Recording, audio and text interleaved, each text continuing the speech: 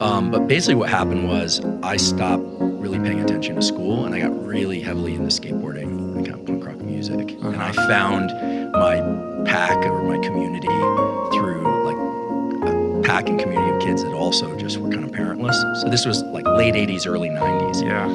And so at a pretty young age, I started I grew up in Palo Alto. I was actually born at Stanford Hospital. I started taking the 7F bus up to San Francisco and hanging around in Embarcadero.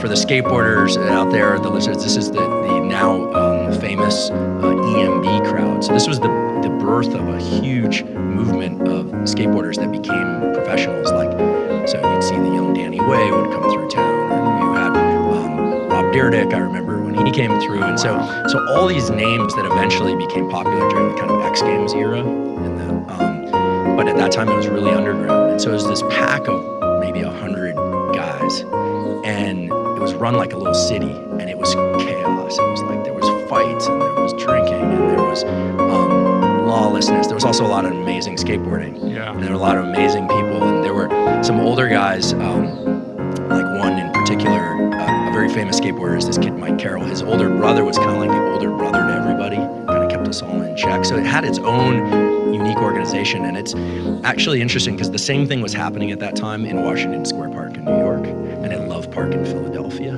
There were all these like communities of kids that were basically parentless.